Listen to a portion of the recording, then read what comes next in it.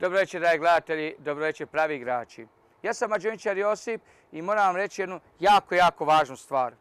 Naime, večeras neću vam ja pokazivati trikove, nego će vam jedan moj prijatelj, poznati mađioničar, izvesti jedan jako dobar trik. Ja vjerujem da ćete uživati i da ćete se jako zabavljati.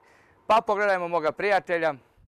Pozdrav pravim igračima, moje ime je Bobi Neš, četvorostruki sam balkanski šampion. U mikromagiji i manipulaciji dolazim iz Beograda. Jedna mala kutija za novčiće. Tačnije, u ovoj kutiji se nalaze četiri novčića od po $0,5. Kutija je prazna. Stavit ću prvi novčić, drugi, treći i ovaj četvrti.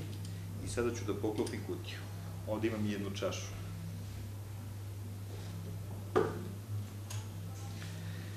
Kako možemo da uznemo jedan od ova četiri, a da publika to ne vidi? Prosto uzmemo i stavimo ga u dlan. I jedan novčić je sada prešao ovde. Ja znam da vi to niste videli, znam da mi ne verujete.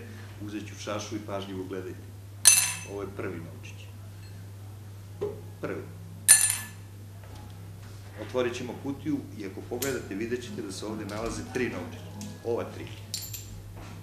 Vratit ću nazad ova tri. Prvi, drugi, treći i poklapamo kutiju. Ponovo. I ovde sada imamo jedan, to je onaj od malo pre koji je prošao. Uhvatit ću kutiju ovako sa dva prsta. 1, 2, 3. I evo su dva novčića u čaši i dva novčića u kutiji. Vratit ću nazad ova dva novčića u čašu i dva novčića u kutiju. Ponovo zatvaramo kutiju, dva novčića su tu, ovaj i ovaj, kao što vidite. Zatvaramo kutiju i sada ovaj novčić prebacujemo u čašu. I evo su tri. I ovde je ostao samo ovaj jedan.